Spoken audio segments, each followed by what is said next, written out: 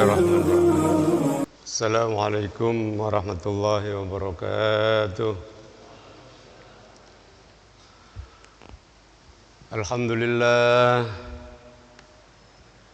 Alhamdulillahilladzi hadana lihadza wa ma kunna linahtadiya laula an hadanallah. Asyhadu an la ilaha illallah wahdahu la syarika lah wa asyhadu anna Muhammadan abduhu wa rasuluh. Allahumma salli wa sallim wa barik ala nabiyyina wa habibina wa syafi'ina Muhammad wa ala alihi wa sahbihi wa sallim. Allahumma barik lana fi Rajab wa Sya'ban wa ballighna Ramadan. Amma ba'du. Allahumma ya Allah, barik lana, mugi panjenengan maringi barokah kangge kita sedaya, mugi panjenengan paringi berkah fi Rajab wa Sya'ban, ing dalem wulan Rajab lan Sya'ban. Bulan Rajab sama Ruwah. Wa balighna Ramadan, lan mugi-mugi panjenengan nyampeaken kita sedaya dateng bulan Ramadan. Sekarang sudah masuk bulan Rajab dan Ruwah, 2 bulan persiapan menjelang kick off bulan Ramadan. Rasulullah SAW kalau sudah 2 bulan menjelang Ramadan itu sudah persiapan, sudah mulai bersiap-siap, terutama meningkatkan ibadah-ibadah, kemudian sudah mulai banyak berpuasa. Supaya apa? Supaya waktu Ramadan nanti tidak kaget, mesinnya langsung mandek, biasa bendino giling mandek jegrek, makanya abot gitu. Tapi kalau mesinnya itu wis mulai dikurangi, gak giling terus isu-isu, nanti kalau berhenti giling, musim giling berhenti 1 bulan, tidak terlalu berat gitu. Jadi berhentinya gelingnya itu jangan dadak, sudah dikasih ajaran Rasulullah sallallahu alaihi wasallam. So habis itu nanti selesai Ramadan 29 atau 30 hari juga begitu. Jangan langsung ngeweling lagi begitu. Oleh Rasulullah sallallahu alaihi wasallam masih diperintahkan lagi, diberi contoh pelan-pelan, puasa lagi 6 hari Syawal. Nah setelah itu baru mesinnya giling lagi. Lebih bagus lagi kalau gilingnya diistirahatkan seminggu 2 kali, hari Senin dan hari Kamis. Ditambah lagi 3 hari pada 13, 14, 15 Ayyamul Bidh. Itu cara Rasulullah SAW untuk mengajari kita hidup yang sehat, karena mesin giling kita diberi istirahat yang cukup setiap minggu, setiap bulan, dan setiap tahun. Kita lanjutkan kajian kita pada pagi hari ini. Kebetulan tanggal 25 Desember hari Natal. Ya, pasti rame di media sosial mengucapkan selamat hari Natal apa tidak? Tiap tahun pasti rame. Ada yang haram, ada yang tidak. Kalau kita berpegangan kepada Majelis Ulama Indonesia MUI, tidak perlu mengucapkan selamat Natal. Karena apa? Karena begini, bagi kita umat Islam, Nabi Isa alaihissalam itu satu di antara 25 nabi yang wajib kita imani, 25 nabi dan rasul. Tetapi bagi saudara-saudara kita umat Kristiani, Nabi Isa itu adalah Yesus, anaknya Allah, bagian dari 3 Tuhan yang disebut sebagai Trinitas. Jadi kalau kita mau mengucapkan Natal harus hati-hati, karena jangan sampai kita tidak paham bahwa yang disebut sebagai Natal itu hari kelahiran, bagi kita beda. Bagi kita Nabi Isa itu bagian dari 25 nabi dan rasul yang harus kita yakini, harus kita imani. Amanar rasulu bima unzila ilaihi mir rabbi wal mu'minun kullun amana billahi wa malaikatihi wa kutubihi wa rusuli la nufarriqu baina ahadim mir rusuli. Di ayat 3 ayat terakhir Al-Baqarah, kita beriman, para rasul itu beriman terhadap apa yang diturunkan oleh Allah, dan orang-orang yang beriman juga mengimani apa yang diturunkan oleh Allah SWT.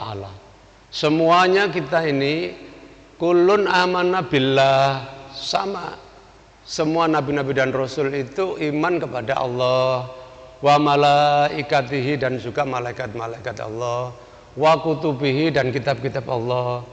Kita beriman pada kitab-kitab yang sudah diturunkan kepada nabi-nabi sebelumnya, kitab Zabur, kitab Taurat, kitab Injil. Tetapi kita sudah punya kitab sendiri, yaitu Al-Quranul Karim. La nufarriqu baina ahadim mir rusuli. Tidak ada perbedaan di antara satu persatu dari utusan-utusan Allah itu, tidak ada bedanya. Semua itu utusan Allah yang membawa syariat Allah, membawa agama tauhid. Gitu. Jadi bedanya itu di situ. Kita menganggap, mengimani Nabi Isa sebagai nabinya Allah, tapi saudara-saudara kita kaum Kristiani mengimani Nabi Isa sebagai Yesus, anak Allah, bagian dari Trinitas, 3 Tuhan yang menjadi satu Tuhan yang menjadi 3. Kalau kita di Islam itu persoalan keimanan itu sudah selesai. Karena apa? Karena syarat utama orang masuk Islam adalah syahadat, kesaksian. Asyhadu alla ilaha illallah wa asyhadu anna Muhammadan Rasulullah. Itu mutlak fondasi utama rukun Islam yang pertama yang harus diucapkan oleh seseorang untuk menjadi muslim. Aku bersaksi tidak ada Tuhan kecuali Allah, dan aku bersaksi bahwa Muhammad utusan Allah. Sudah selesai. Tuhan kita Allah, Rasul kita Muhammad SAW, kitab kita Al-Quran. Jadi setelah syahadat sudah selesai semuanya persoalan ketuhanan itu.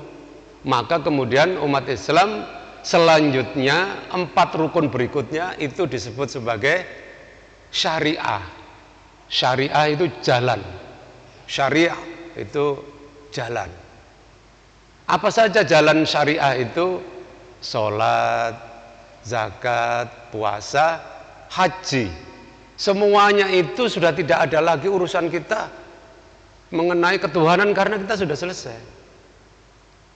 Setelah kita bersyahadat itu, yang diwajibkan kepada kita adalah menjalankan semua syariat yang sudah ada tertulis sebagai bagian dari syariat Islam. Tetapi saudara-saudara kita kaum Nasrani itu tidak ada syariat seperti kita yang wajib dan sudah tertata dengan rapi. persoalan-persoalan teologi. Ya, teologi itu persoalan mengenai ketuhanan. Itu yang menjadi persoalan yang di kalangan saudara-saudara kita umat Nasrani itu masih menjadi perdebatan yang belum selesai. Jadi jangan dikira bahwa semua umat Nasrani itu percaya bahwa Nabi Isa itu lahirnya 25 Desember, enggak. Ada nanti yang Natalannya itu Januari, ada yang duluan. Ya, jadi di dalam kalangan umat Nasrani itu yang masih menjadi perdebatan selalu itu adalah teologi. Teologi itu adalah apa? Ilmu mengenai ketuhanan. Jadi menjelaskan mengenai Trinitas ini luar biasa peliknya, luar biasa rumitnya. Karena itu kemudian di dalam agama Nasrani itu yang banyak menjadi pelajaran perdebatan itu adalah ilmu yang disebut sebagai teologi, dan itu dasarnya adalah filsafat. Filsafat itu adalah ilmu mengenai cara akal kita berpikir. Akal otak ini mempertanyakan segala sesuatu. Segala sesuatu yang ada itu dipertanyakan. Mengapa? Mengapa ini begini? Mengapa itu begitu? Itu adalah filsafat. Sehingga untuk menjelaskan Trinitas itu sesuatu yang sangat rumit sekali, dan bahkan tidak banyak yang bisa memahami betul mengenai Trinitas itu. 3 menjadi 1, 1 menjadi 3. Nah, itulah bedanya.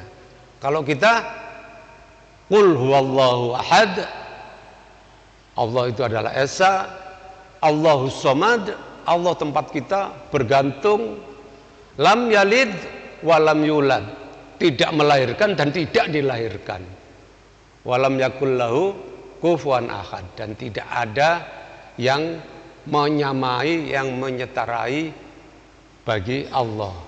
Tidak ada Tuhan selain Allah, tidak ada Trinitas, tidak ada ketiga, tidak ada Roh Kudus yang dianggap menjadi Tuhan, tidak ada anak gitu.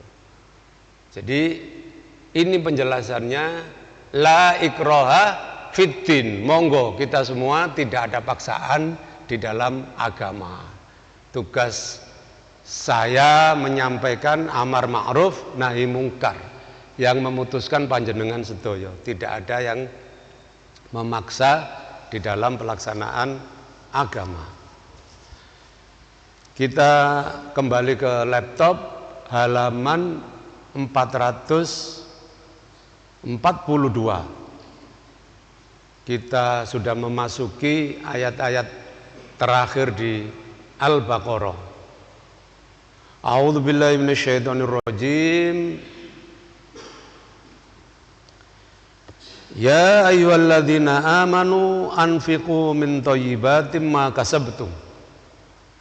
He wong-wong kang padha iman, anfiqu padha infakna sira kabeh min thayyibatim ma kasabtum, saking barang-barang kang bersih kang wis sira kabeh mergawe.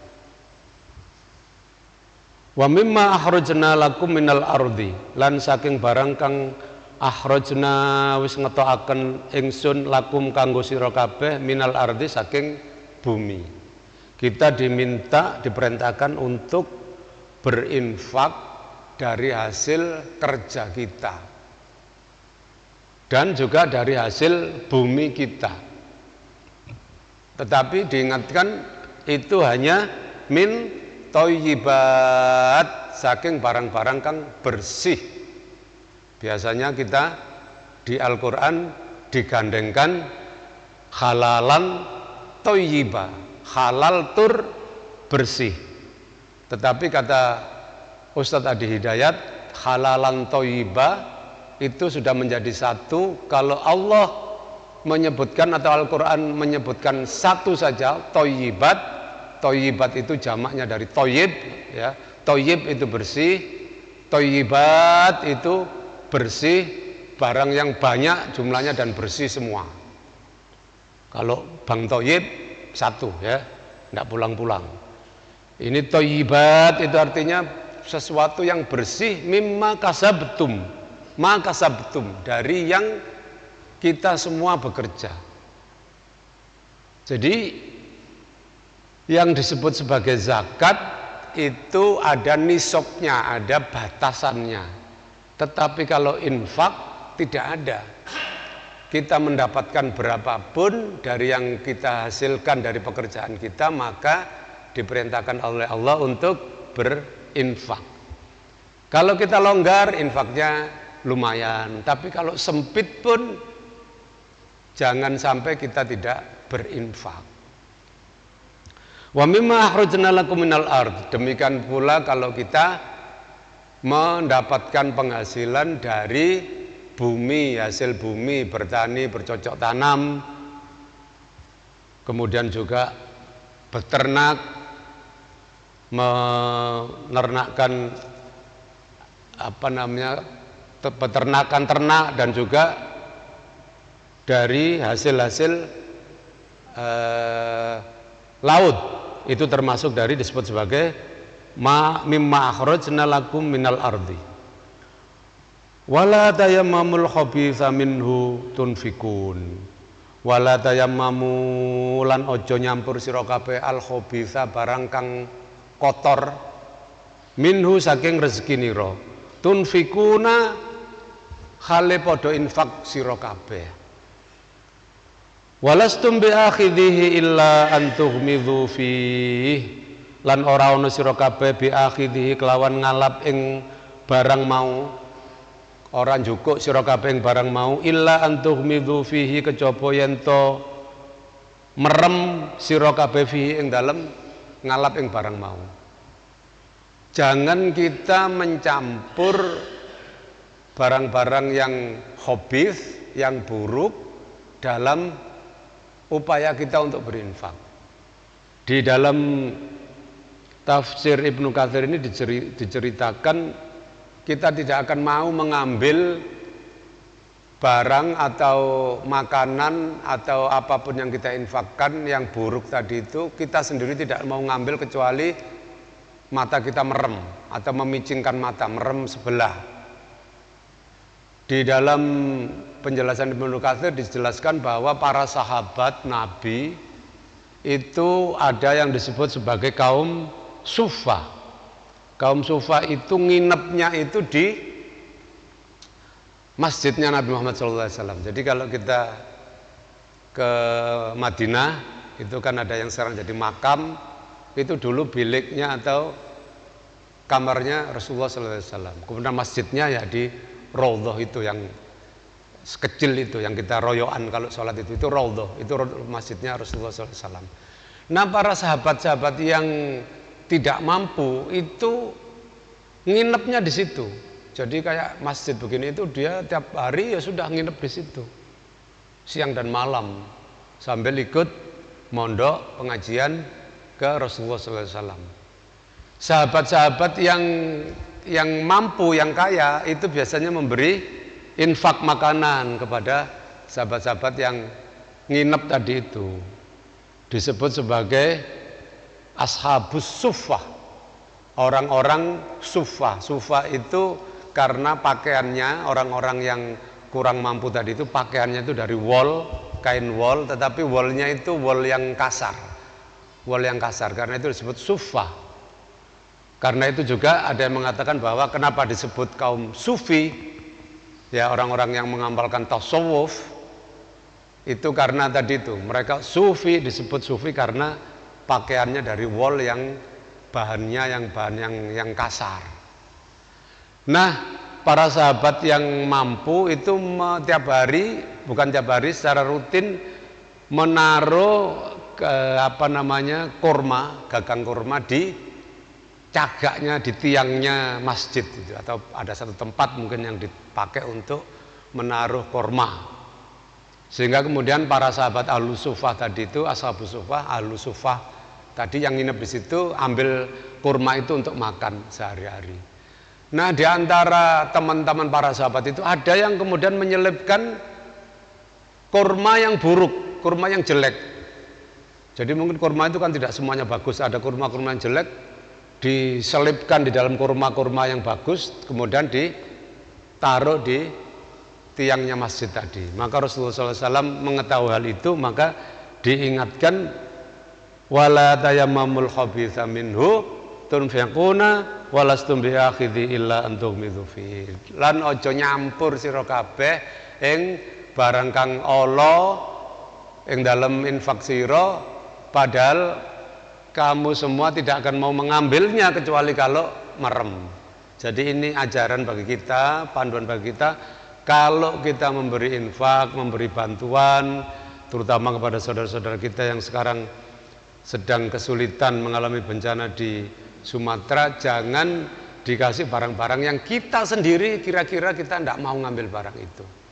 Jadi usahakan pakaian layak pakai, makanan-makanan yang masih bagus kualitasnya, sehingga kita bisa mendapatkan barokah infak sebagaimana yang sudah digariskan oleh Allah Subhanahu wa taala.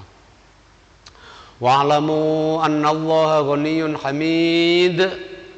Lan mangerti sira kabeh setuhune Allah iku maha sugih lan maha terpuji.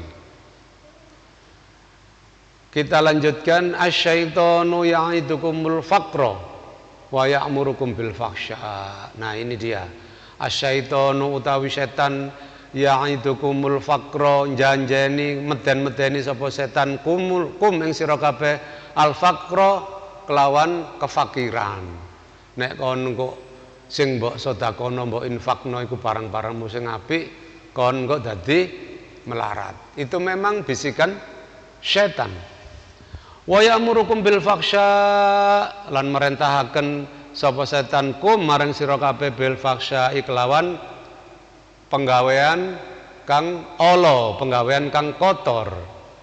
Wallahu ya'idukum maghfiratan minhu wa fadla, lan suwalike Allah iku janjeni sapa Allah marang sira kabeh maghfiratan apa pangapura minhu saking Allah wa fadlan lan keutamaan. Allah sebaliknya tidak seperti setan yang menjanjikan menakut-nakuti dengan kefakiran, kemiskinan dan memerintahkan kepada keburukan. Allah menjanjikan kita dengan pengampunan dan keutamaan. Wallahu wasi'un alim, lan utawi Allah iku zat kang maha jembar, alimun lan maha ngudaneni, maha mangerti. Yu'til hikmata man yasha, Allah bakal maringi ing hikmah. Hikmah itu kebijaksanaan. Hikmah itu di situ termasuk petunjuk dari Allah Subhanahu wa taala. May yasha, maring sapa wonge kang dikersakake Allah Subhanahu wa taala. Wa may yu'tal hikmata, lan sapa wonge kang diparingi hikmah, faqad utiya khairan katsira, mongko yakti teman-teman wis diparingi sapa wong mau khairon ing barang kang bagus, katsiron kang akeh. Wa ma yadzakkaru illa ulul albab, lan ora bakal eling kejaba wong kang ulul albab duweni akal. Jadi panduan kita untuk berinfak sudah dijelaskan di dalam ayat sampai 269. Di dalam halaman 445 di buku kita edisi, di bawah itu ada hadis paling bawah halaman 445 dari Imam Ahmad yang meriwayatkan dari Ibnu Mas'ud. Hadisnya bunyinya, la hasada illa fi isnataini, rajulun atahullahu malan fasallatahu ala halakatihi fil haqq, wa rajulun atahullahu hikmatan fahuwa yaqdi biha wa ya'lamuha. Kita tidak boleh hasud, tidak boleh iri, tidak boleh dengki kepada orang lain kecuali kalau dalam dua hal. Rajulun atahullahu malan, wong lanang ada orang yang diberi Allah oleh harta benda, fasallatahu ala halakatihi fil haqqi, kemudian orang itu mendermakan, menginfakkan, menyodakokan semua hartanya itu sampai habis di dalam jalannya Allah Subhanahu wa taala. Yang kedua, kita iri, boleh dengki kepada rajulun atahullahu hikmatan fahuwa yaqdi biha wa ya'lamuha. Orang laki-laki, seseorang yang diberi Allah ilmu hikmah dan kemudian dia mencukupi ilmunya itu dan mengajarkan ilmunya itu. Ini dua orang, dua kategori yang kita boleh iri, boleh dengki, boleh hasud. Kok aku gak ambek Allah SWT gak diparingi sing kaya koncoku iku. Wis sugih, kemudian imannya kuat, sugih harta bendanya diinfakkan untuk kepentingan jalan Allah. Yang nomor dua, orang yang diberi kepintaran ilmu oleh Allah SWT, kemudian mengajarkan ilmu yang diberikan oleh Allah SWT itu. Kita lanjut ke halaman 446, ayat 270 dan 271. Ma anfaqtum min nafaqatin aw nadartum min nadhrin fa innallaha ya'lamu. Ora ana barang kang nginfakaken sira kabeh saking nafkah utawi sira nazar min nadarin saking nazar fa innallaha ya'lamu. Mongko setuhune Allah iku mangerteni apa kang sira infakaken lan apa kang sira nazaraken. Wa ma lidzalimina min ansor, lan ora ana keduwe wong kang padha zalim, padha kaningaya min ansor saking penolong, saking wong kang nulungi. Ada dua hal. Infak itu terang-terangan kita memberikan harta kita sebagian kepada orang lain. Tetapi ada juga nazar. Nazar itu janji untuk melakukan kebaikan. Ada dua nazar. Nazar yang mu'allak, yang ada penyebabnya. Ada nazar yang tidak pakai penyebab. Nanti saya kalau bulan Ramadan tahun ini saya akan menghatamkan Al-Quran 3 kali. Misal begitu. Itu nazar. Nazar janji kepada diri sendiri, tetapi harus dicantolno kepada Allah Subhanahu wa taala. Ya Allah, saya nazar punya keinginan untuk Ramadan tahun ini khatam Al-Quran 3 kali. Berarti 10 hari, katakanlah begitu, kita asumsikan 30 hari, 10 hari khatam Al-Quran. Ya, 10 hari khatam Al-Quran. Al-Quran itu kurang lebih 600 halaman. 10 ya, 600 dibagi 10 berarti 60 halaman dalam 1 hari. 60 halaman kalau kita hitung saja, kita sholat 5 kali ya, 60 halaman tadi dibagi 5 itu kira-kira 1 kali habis sholat kita baca 10 sampai 12 halaman. 6 kebet namanya ya. Kita dulu kalau ngaji di Langgar 1 halaman walak-walik itu sak kebet. Ini nazar yang masuk akal, biasa, bisa, insya Allah bisa kita jalankan. Tapi ada nazar yang mu'allak, ada cantolannya. Ya Allah, nek kula angsal rezeki, nggih, sepeda motor kula pajeng, kula badhe infak teng Masjid Nurul Iman. Ya. Jadi arep infak ngenteni sepeda motore payu. Ya ndak apa-apa, biasanya sudah infak. Tapi nek sepeda motore payu, infaknya ditambahi. Ini namanya nazar mu'allak, nazar yang ada syaratnya.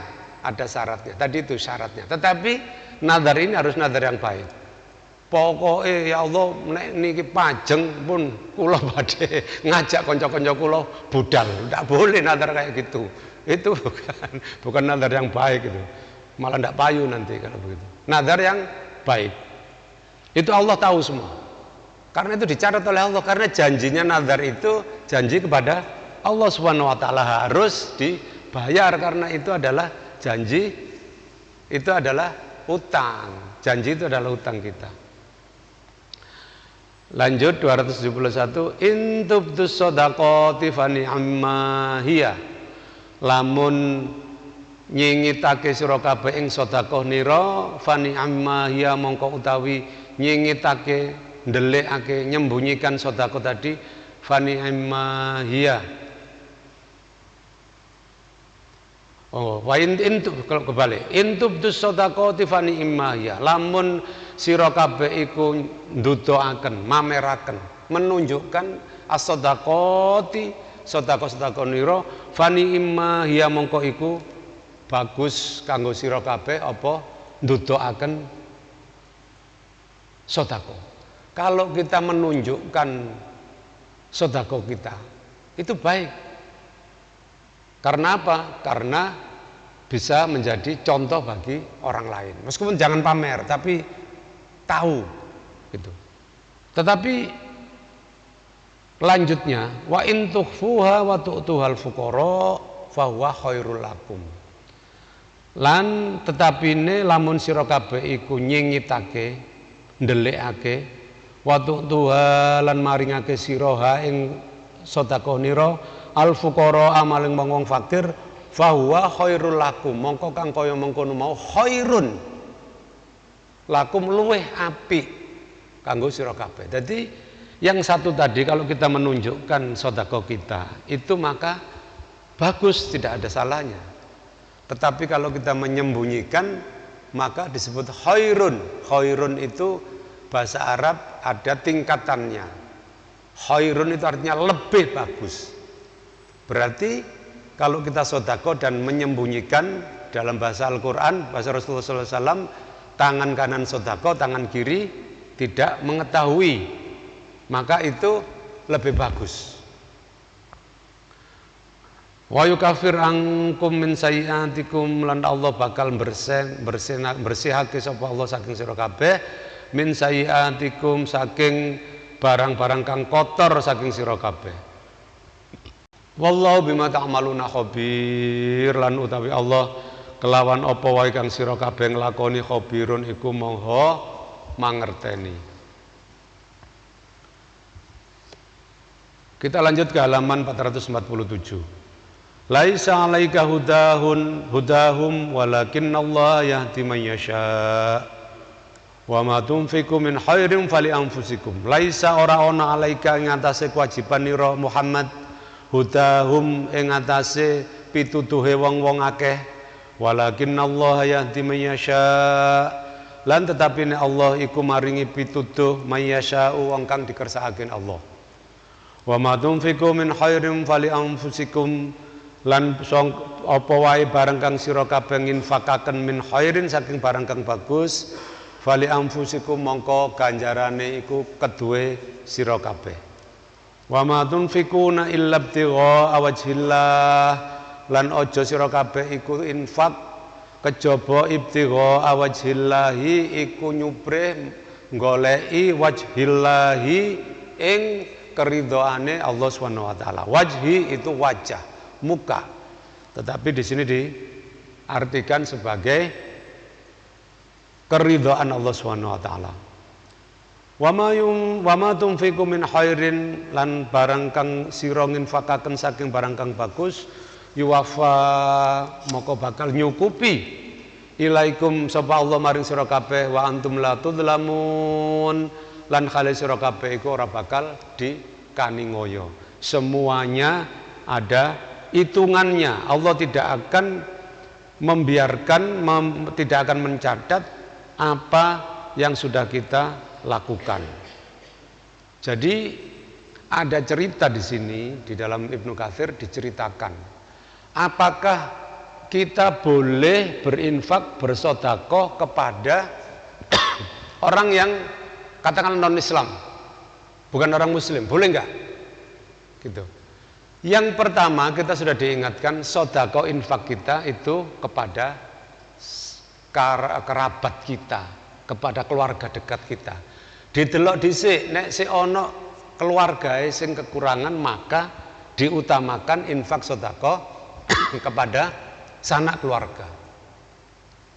Tetapi kalau kemudian sudah melaksanakan itu misalnya dalam perjalanan, karena sedekah itu bisa menahan bala, bisa menahan bencana, bisa menghalangi cobaan, musibah. Jadi kalau di perjalanan banyak-banyaklah bersedekah, banyak-banyak berinfak. Kalau di perjalanan kita nggak tahu Memberikan infak pada orang, apakah orang itu muslim, orang itu sholat, orang itu baik, kita tidak tahu. Di dalam sebuah hadis diceritakan di tafsir Ibnu Katsir ini, seseorang berinfak, ternyata kemudian yang diberi infak itu malam-malam dia tidak tahu, itu orang yang suka berdosa melakukan perbuatan zina. Maka pagi hari orang-orang geger, loh Pak Fulan itu si waru si dadap itu kok infak sodako marang wong sing biasa nglakoni zina. Maka kemudian pada suatu malam lagi si bapak ini berinfak, kemudian ternyata yang diberi infak itu malam itu orang yang kaya, orang yang mampu. Maka pagi hari orang-orang kampung situ geger lagi. Wih wong soge kok dikai infak. Pada malam yang lainnya orang ini berinfak lagi, yang diberi infak itu pencuri. Malam-malam gitu ya, ono wong melaku ndodok-ndodok gitu terus, "Mas, nggih Pak, lapo?" "Mboten niki lho." Terus dikasih infak, padahal mau nyolong orang ini pencuri. Maka pagi hari pun gempar lagi masyarakat, iki ono wong sing biasa nyolong kok dikasih infak. Maka oleh Rasulullah SAW dijelaskan kalau dalam kondisi seperti itu diperbolehkan. Siapa tahu, maka turunlah ayat ini, laisa alaika hudahum. Muhammad, ora ono ing atase sira iku kemampuan hak kanggo ngowehi petunjuk, ngowehi pitutuh. Walakin Allah yahdi may yasha. Tetapi apapun Allah iku ngowehi petunjuk sapa wae kang dikersakake Allah. Jangan kamu kemudian mengatakan bahwa kamu yang bisa memberi petunjuk, enggak. Allah yang akan memberi petunjuk itu. Huda, petunjuk itu hidayah, ya. Huda, hidayah itu sama. Huda pitutuh, petunjuk. Hidayah juga petunjuk. Kalau hidayah, kalau kita di Indonesia hidayah, kalau namanya ditulis hidayah pakai H itu perempuan, tapi hidayat kita laki-laki. Padahal sebenarnya kan taknya sama, tak bunder, tak marbutoh namanya. Jadi Allah itu hak prerogatifnya Allah. Makanya mau berinfak, siapa tahu dengan orang-orang yang pendosa tadi, penzina, maling, dan juga orang-orang yang tadi suka berbuat jahat tadi, dengan mendapatkan infak tadi, mendapatkan sedekah, dia jadi jalaran, jadi lantaran menerima huda atau petunjuk dari Allah Subhanahu wa taala. Itu dalilnya sudah jelas. Ayat ini turun, asbabun nuzulnya turun karena tadi itu. Kok orang yang tidak sholat malah itu berdosa, suka berzina, suka nyolong dan lain-lain, kok malah, dan orang kaya yang mestinya tidak dapat infak kok malah dapat. Be wong sugih tapi nyengit ya. Pelit. Jadi saking nyengite katanya apa teman-teman saya iku wis pahite nemen niku apa Putra Wali godhong kates sampai campur dadi siji saking pahite sik kalah mbek nyengite wong iku mau. Ojo maneh apa duwike dijaluk, dosae dijaluk gak dikekno saking pelitnya orang itu. Kita lanjutkan, lil fuqara illadzina ukhsiru fi sabilillahi, maring wong fakir kang nyambut gawe sapa wong kafir fi sabilillah yang daleme Allah, la yastati'una mestinya ini ya. Ora mampu sapa wong iku mau dzorban,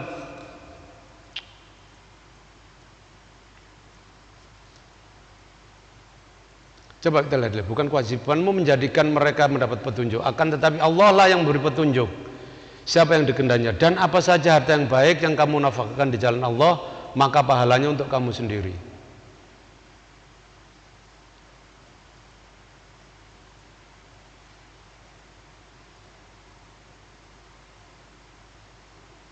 Yang terkadang di jalan Allah mereka tidak dapat. Ada kesalahan tulis ini Bapak, nanti coba kita cek lagi ya di halaman 448. Lil fuqara illadzina ukhsiru fi sabilillahi, mestinya la yastati'una dzorban. Kita cek dulu karena ini nanti mesti harus kita sampaikan.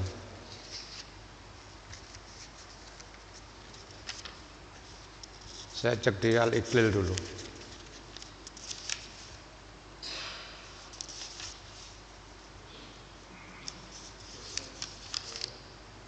Betul, ada kekurangan.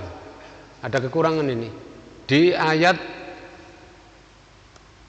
272 halaman 448. Ya, lil fuqara illadzina ukhsiru fi sabilillah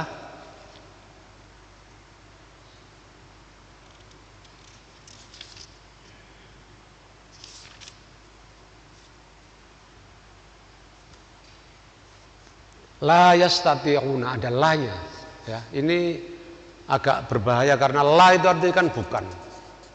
Jadi kalau yastati'una itu artinya mampu, tetapi la yastati'una tidak mampu. Nanti ini mesti kita sampaikan kepada, kita cari nanti, kita cek alamat penerbitnya.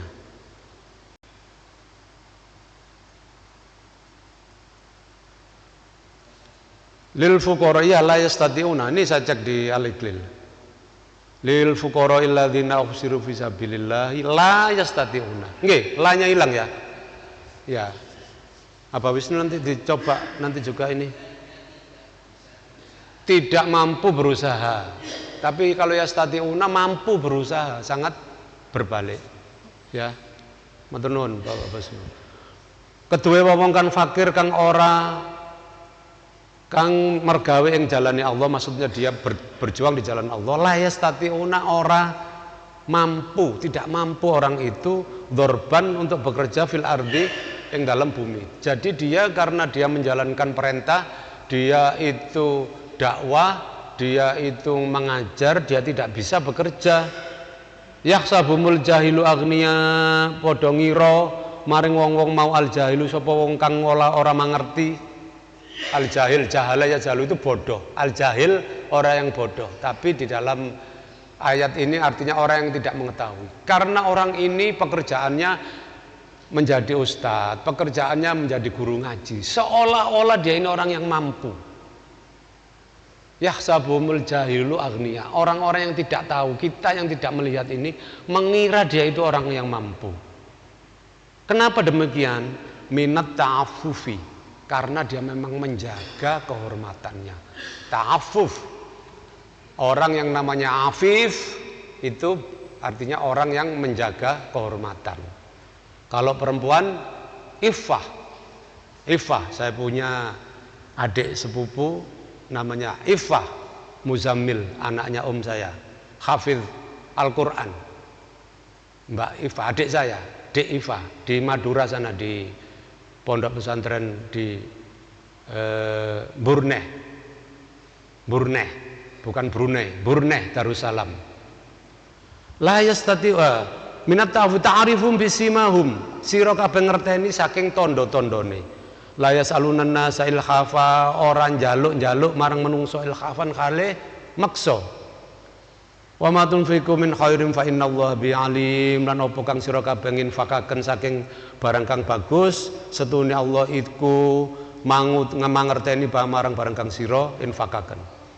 Alladzina yunfikuna amwalahum billaili wan nahari, yaiku wong-wong kang nginfakake hartane billaili ing dalem waktu bengi, wan nahari waktu awan, sirron khale meneng rahasia, wa alaniyatan lan terang-terangan.